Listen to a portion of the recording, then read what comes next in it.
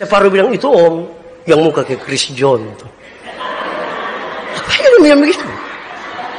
Ada yang bilang, bab tua tuh sama kayak pejabat itu. Kira-kira begitu. Dan masing-masing orang punya pengakuan dan pengalaman sendiri, mereka bisa bilang sesuatu tentang saya.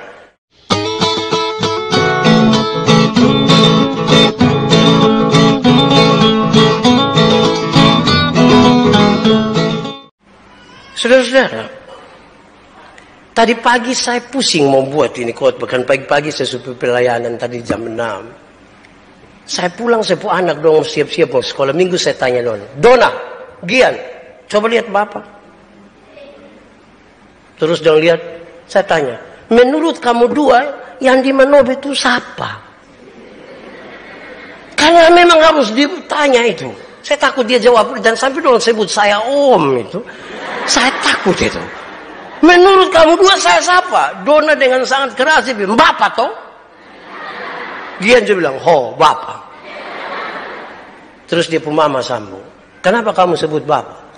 Kan Bapak dan Mama menikah, terus Mama melahirkan kami. Kami sebut Bapak, Bapak. Saudara lihat, coba taruh saya pun foto di mana. Pasti tanya, itu siapa? Pasti separuh itu.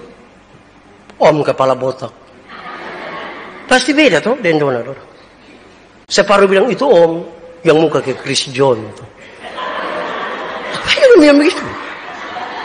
Ada yang bilang, bab tua tuh sama kayak pejabat itu. Kira-kira begitu. Dan masing-masing orang punya pengakuan dan pengalaman sendiri, mereka bisa bilang sesuatu tentang saya. Saya punya teman satu di Rote, punya anak perempuan nama siapa? Kesia atau siapa? Dia tidak kenal saya, dia tidak tahu saya pun nama. Yang pasti setiap kali saya pergi dia bilang dia pun Bapak, Om Otak datang. Saya tanya, adik, otak kok botak? Itu dua hal beda, adek. Adek belajar lagi. Tapi kira-kira begitu, saudara. Kenapa kemudian Dona dan Gian memanggil saya Bapak?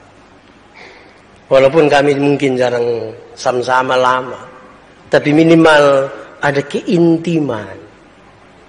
Tiap-tiap hari secara umum gitu, kita ketemu terus-menerus. Kami bercerita, mereka dapat cerita dari dalam Mama, mereka dapat sebutan-sebutan itu, dan kemudian mereka menyebut saya Bapak. Pertanyaannya, sekarang apa yang ingin saudara katakan tentang Yesus? Siapa Yesus sesungguhnya dalam hidupmu? Siapa Yesus?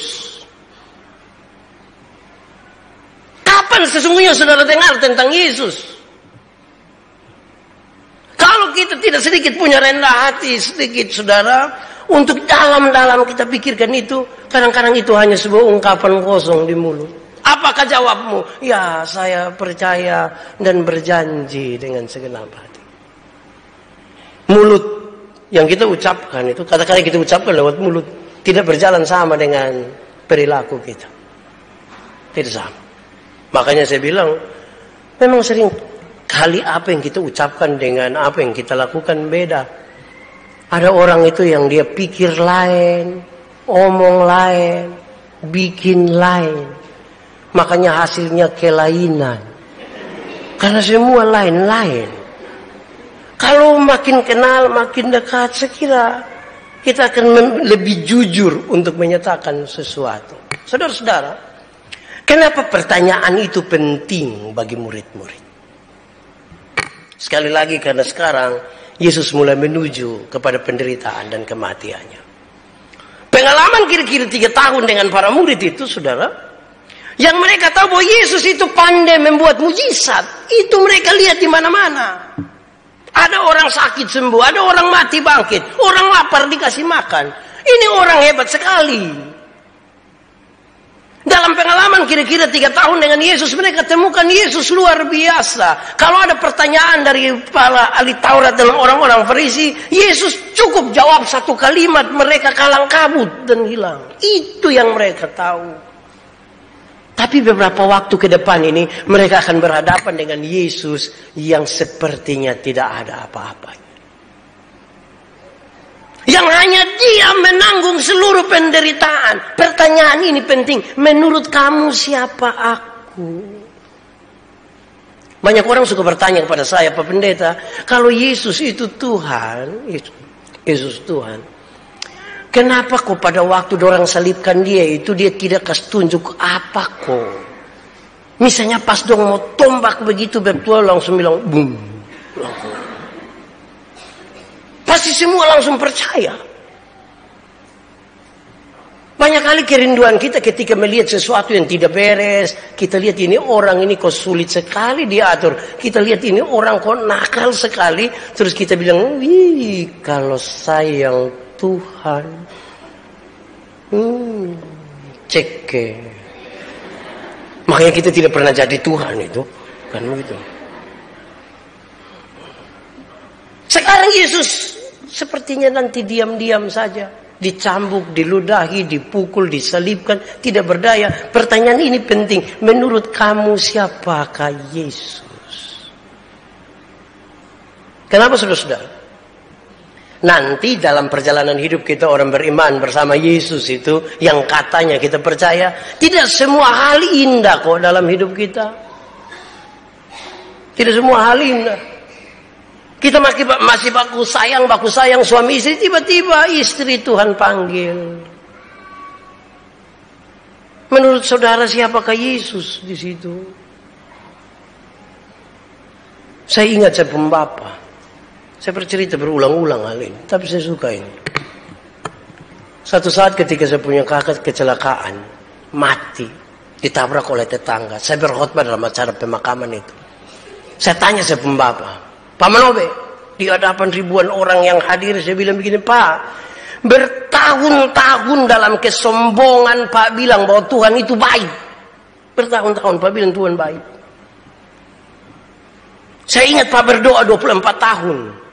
Secara diam-diam tanpa dikasih tahu istri dan anak-anak, Tuhan saya punya anak ada 4 orang, biar satu jadi pendeta, satu jadi guru olahraga ganti saya, 2 Tuhan atur jadi PNS cukup. Ketika semua jadi seperti itu 24 tahun kemudian Bapak bilang begini, bunuh babi, undang orang semua kita bikin syukuran. Di hari itu berdoa bersaksi, saudara-saudara, saya berdoa 24 tahun secara diam-diam. Dan Tuhan jawab persis seperti yang saya mau. Sekarang Pak Manobe saya mau tanya, Ricky mati dengan cara begini, Tuhan itu masih baik?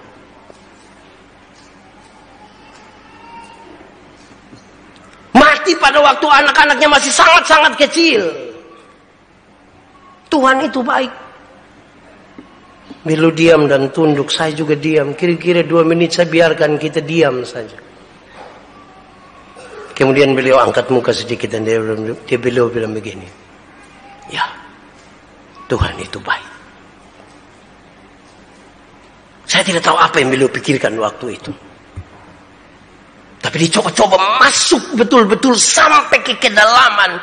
Kenapa dia mau percaya kepada Tuhan yang kadang-kadang membiarkan dia terluka?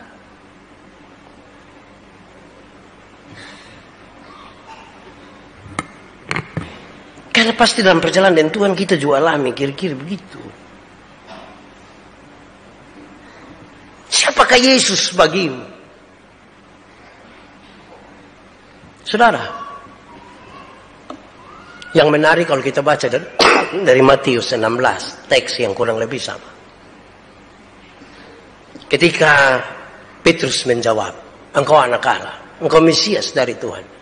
Yesus bilang begini, berbahagialah engkau Simon, berbahagia. Kenapa? Karena bukan engkau yang mengatakannya, tapi apa? Tapi Bapakku yang mengatakannya melalui engkau.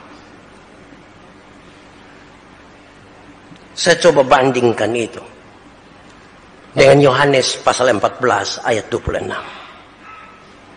Tetapi penghibur, yaitu Roh Kudus, yang akan diutus oleh Bapa dalam namaku, dialah yang akan mengajarkan segala sesuatu kepadamu dan akan mengingatkan kamu akan semua yang telah kukatakan kepadamu.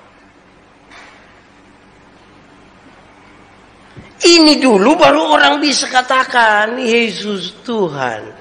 Karena Roh Kudus mengajar, bukan karena semata-mata pengetahuannya, bukan karena dia dapat dari apapun, tetapi karena dia memberikan dirinya supaya Roh Kudus mengatakan sesuatu. Bagaimanakah mungkin Roh Kudus akan masuk kepada seseorang yang tinggi hatinya? Susah. Harus turun sedikit. Dia akan mengingatkan kita, kata firman itu, tentang segala sesuatu yang kukatakan kepadamu. Itu baru kita bisa jalani hidup ini, saudara. Dalam percaya terus kepada Tuhan. Kalau tidak, mungkin suatu saat kita kecewa dengan Tuhan. Materi,